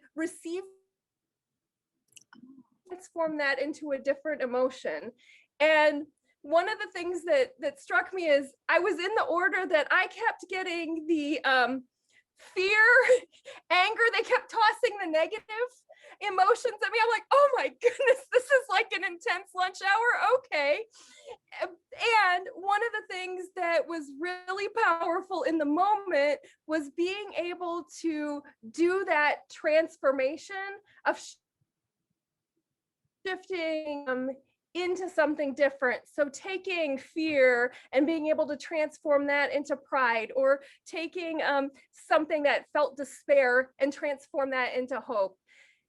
So I was playing with this idea, and I was sitting at a dinner table with my mom, who has dementia, and she was interested in hearing me. I tell her a little bit about, and sometimes it resonates for her and we have bits of a conversation, and sometimes it's just I'm grateful for the presence. And so I was telling her about the experience as we're eating. I didn't know what was resonating, and I was sitting across the table, and finally says to me, well, I would like a turn to toss that ball. And so here I was with my mother tossing an imaginary feeling bomb that was giving gifts over the dinner table, where we didn't have to explain a lot, other than there was a rule in my household that there was not throwing food at the table. But suddenly here we were tossing an imaginary ball. So that really, that was my moment, that I was like, this is something bigger than me and something different than me. And it was a gift beyond what I thought in an improv exercise. So I love that. I love you. there's my long Off the story. ball. Yeah. Yeah. That your mother wanted to do that. That's really just, Yes. yeah, has a lot of Yeah. meaning to that. Yeah. Yeah. Thank you. Thanks for sharing that Yeah. story. Yeah. Improv counseling sounds really interesting. I didn't know that was a thing. a new direction to take experiential approaches. It's pretty powerful. Yeah. Yeah. I'd like to learn more about that. Certainly worked for you. That's really. I'm like, it got somebody with dementia, like literally talking about feelings and playing a game at a dinner table. So Yeah, that's powerful. good stuff. Yeah. All right, Sabrina. Did you come up with a story? Okay, I'm gonna need some help. Somebody, We're here for you. We've got your back. you know, somebody help me out. Okay. Tell me again, remind me again, the essence of the stories we are telling. What is- Oh, well, just remember this, that the beginning and the end should be as polarized as possible. Huh. Start with a story that there's a change and then your insight has changed at the end. Oh my gosh. Sam's here. Yes, I've got a story if nobody else does. Yes, Sam, save me, Sam. True story. That, well, I was once working with an older woman who basically told me she had gone to all the good counselors in the city where I worked, and she was coming to me because she was pretty sure I couldn't do anything for her, but she was willing to give it a try. So we went a few sessions, and sure enough, she didn't change a bit. I mean, I empathized, I confronted, I, did all the things that we do as counselors. So finally, one day at the end of a session, before she put another notch on her lipstick case, I said, you're correct. We've been doing these things and nothing's happened. So I think you should have a memento of this occasion. She looked at me like, what? And I said, yes. In counseling, when the client defeats the counselor is obliged to give the client a memento. So I'm going to give you a memento. I reached down, and I took off my shoes, which is always dangerous, and took off my socks, which is also dangerous. But I said to her, in antiquity, when one side lost and another won, they gave swords, presented a shield or a sword. And in counseling, when a client wins, we counselors give them our socks. And she said, I don't want your socks. And I said, but you have to take them. You won. You won. And she resisted and resisted and resisted, and I insisted and I insisted, I insisted. Finally, she took them because I assured her they were clean. I just put them on that morning. And she laughed and laughed and laughed. And then she did a wonderful thing. She started crying. And she said, I don't want your socks. And I said, but you have to have them because you won. And I said, take them home. You can wash them again, but you should display them in your, in your house. And, a week or so later, I heard from her and she said, I'd like to see you again. And I said, sure. And she came in and she had put my socks in a frame And I said, wow, they look better than they've ever looked. What are you going to do with the frame? And she said, well, I thought I might put it over my mantle. And I said, that'd be the place to put it, because then when people come in, they will see the socks, they will ask you about them, and you can tell them your story. And she said, sounds good to me. And she did. And I saw her about a year later, and she said, you know, I don't know what you do for a living exactly, but if you know, I've told people that I went to see a soccologist. And I said, well, I'm a counselor, but you can say I'm a soccologist, and that will be okay. The end.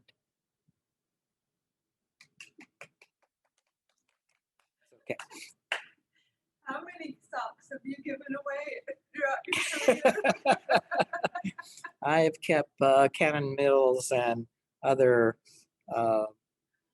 textile places in business. Somehow in all these textbooks, I never read the part where if we're defeated, we give our socks away. And now I'm starting to get worried that I need to start wearing socks and shoes. Yeah, for all of my appointments. you do. You definitely do. Or have a pair close to you, and then just give them away. Yeah, yeah. So I hope that helps with the stories. I got that wrong on my comps, that question. What you do, yeah, you give your socks away. Yeah, don't forget it. Any other stories? Sabrina, does that help, or do you want to just pass like they do in the National Football League? Well, I want to pass because I don't know that I can come up with any good stories after all the ones that have been shared. And I don't remember who it was that said, don't overthink it, but that is almost impossible for me to do. So I'm going to pass. Sure, that's fine. That's fine. Coming up with a story quickly, it's not easy. We need to think through it. It's like if somebody says to you, be spontaneous. There's no way you can do that. So yeah, passing is fine. Let's move on. So stories convey information, and we see that with Shakespeare, and we see that with Cervantes, with Don Quixote. We see that with Hans Christian Andersen and the fairy tales, which have realistic themes. So the art of storytelling to extremes. If you've ever had to read B.F. Skinner's Walden 2, you probably still have PTSD, because that is the most boring book around. And you know, Skinner, after leaving Hamilton College, was determined to be a writer, and he went to New York City, and he got encouraged by Robert Frost. And after a year, he left New York because he realized that while he wanted to be a writer, he had nothing to say. And that's why we have behaviorism.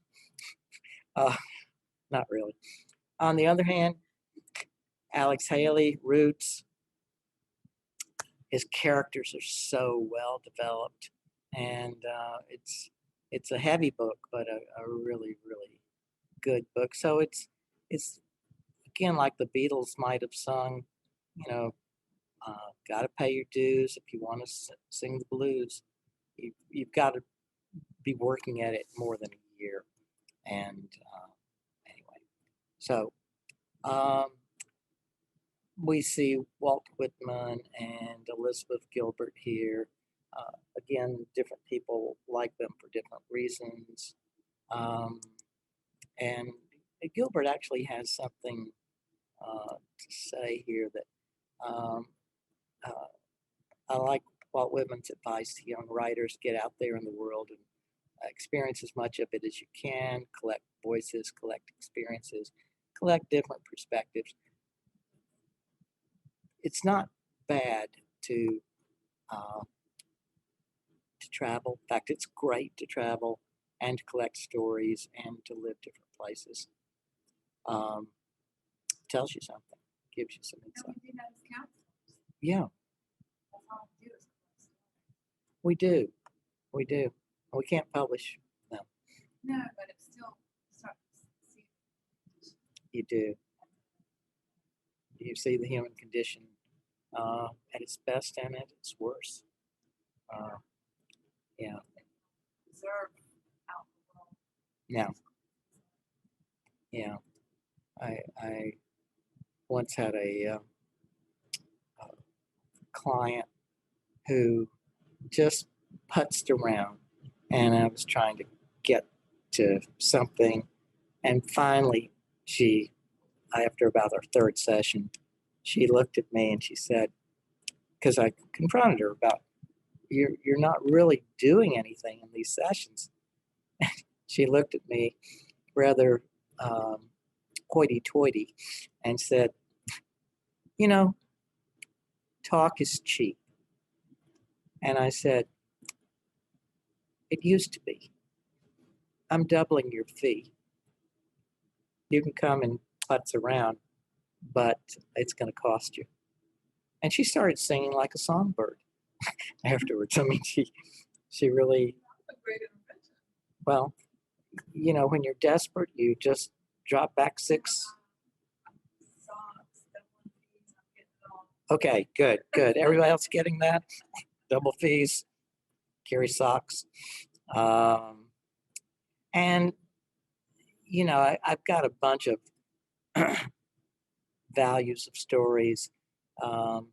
It's about, you know, needs. Sometimes a person needs a story more than food to stay alive. I'll let you talk about that or think about that. Maya Angelou, who used to teach at Wake Forest, said there's no greater agony than hearing an untold story, than bearing an untold story inside of you. And she's right. We all know people who've come to us who have untold stories and they want to get it out.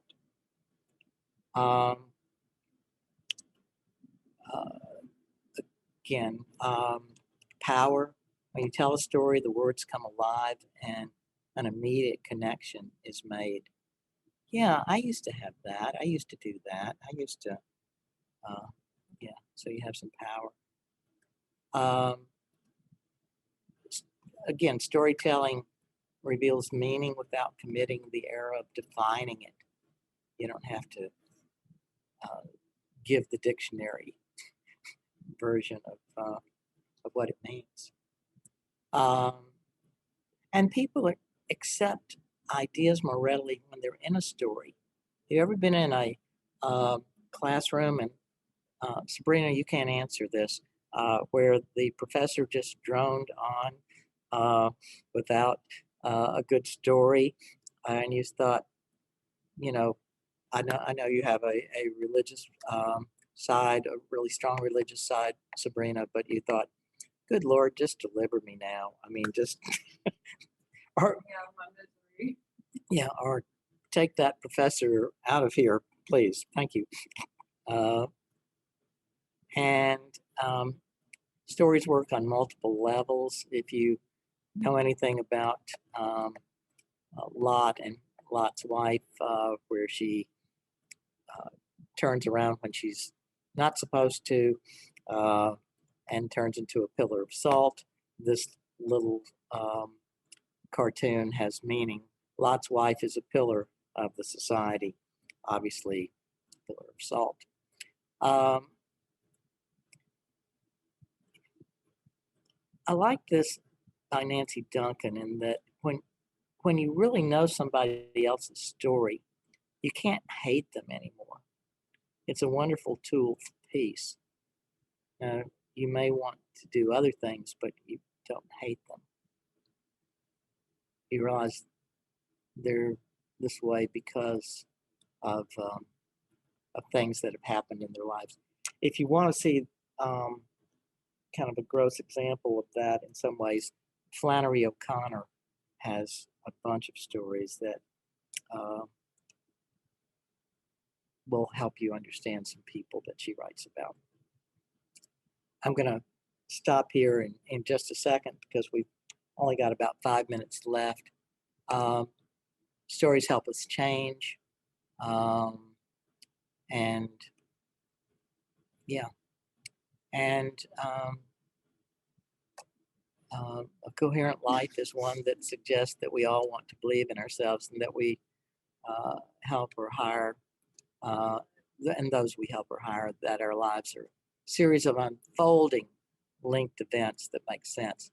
There's a cartoon here that says with a cat at a publisher, and the publisher is saying to the cat, "So you're saying your autobiography has 8 sequels?"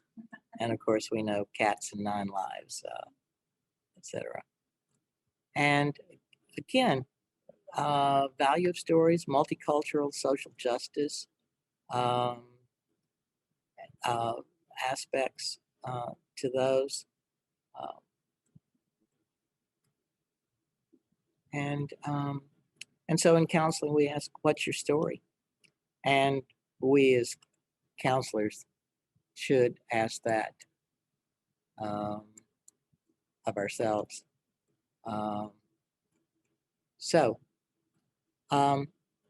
Questions, comments, hallucinations, anything, balls. Erin, I'm throwing you this happy ball. I just so appreciate the information, Dr. Gladding, and the time. Your generosity speaks volumes, and I'm thank you. My pleasure. My pleasure. Well, I want to thank you too, though. I mean, I've really enjoyed and learned all this, and I didn't know it'd all be about stories today, but it's so fitting with what I've been thinking about, and want to take it to some, working with clients and things and expressive arts. So I really appreciate the things you've offered and lead up to. It's kind of opening the door for me. good. Well, I think our clients do have stories, and the better we understand them, the better we can help them change. Help them find meaning. I see a lot of ways to help them bring those things together. Yeah. Well, I hope I said something, but if I haven't, you can. At least you made me laugh. Yeah, you can tell your friends. Definitely got those things. That's all you need That's to all I know. remember. Yeah, it's like beauty's truth, truth's beauty. That's all you need to know. Yeah, I think they've given you my email address. It's not that I answer my emails, but if you want to write or whatever, I'm glad to respond. So as we end, our stories are adventure, tragedy, humor, revenge, redemption, heroics. If you want to know the power of stories, the person I'd recommend to you is James Pennebaker. James Pennebaker, he is at the University of Texas. His book, which is now in its 3rd edition, is still called Opening Up. And he just talks about how writing and telling stories can help us improve our lives physically, mentally, behaviorally, socially. And he also has some videos on YouTube, which I think are kind of interesting. So if you are sitting around some night wondering, I don't want to watch the Olympics. I've already watched the Game of Thrones. What else? Yeah, Game of Thrones. There's nothing else. James Pennebaker. And he's recommending, hey, keep a journal. Keep a journal. So, yeah. So writing stories, research says, hey, it's good for you, good for you. That is a younger me with our third child, Tim, who had dislocated hips, and he was a heavy Chevy. So I'd put him to bed, but as Claire would say, you put yourself to bed because you fall asleep before Who's he. asleep there? Yeah, who is asleep there? Yeah. So we control our emotions rather than controlling us with stories, et cetera, et cetera. It's 4:30, 4:29. Questions, comments?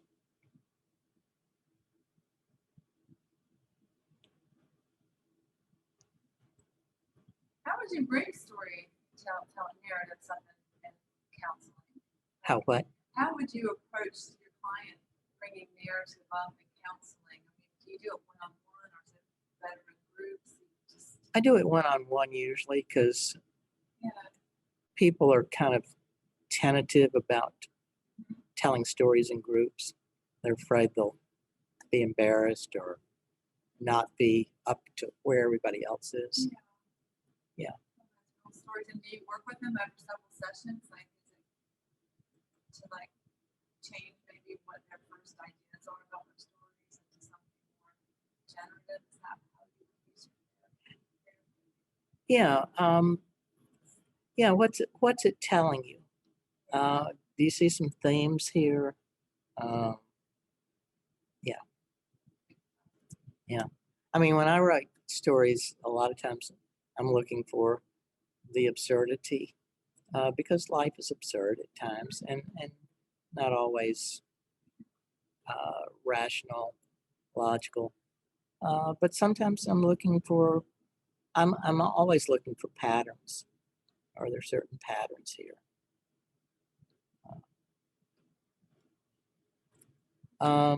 Erin, Sabrina, anybody else out there? So write what you know about. Lucy says to the Snoopy, "You're a dog, right? Okay, you should write dog stories." So anyway, these are a couple of books I've done on stories. And yeah. So there's and in older life, there's still stories to be told. People just don't stop. So you see Titian painting masterpieces. You see at 98, you see Martha Graham choreography at 96. Their counselor stories. Carl Rogers still writing and traveling at 85. Half his books were published after age 65. Gilbert Wren, which people don't seem to know about as much now as they used to, still publishing, writing in his late 80s. Albert Ellis stopped writing and making presentations at age 93. All of us have a little more time. And Anastasia, who was basically into psychometrics and research. Last book she published was in 1997. She died in 2001. I'd say she went out well. William Glasser giving presentations up until the time of his death. And Viktor Frankl still making presentations and writing at age 90. So, and Tom Sweeney, good Adlerian, keeps on keeping on, age 86.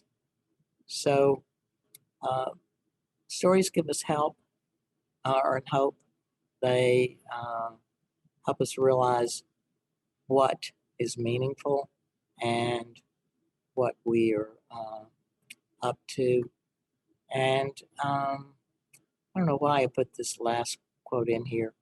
Um, uh, but finding some humor in stories uh, helps us with our daily happiness and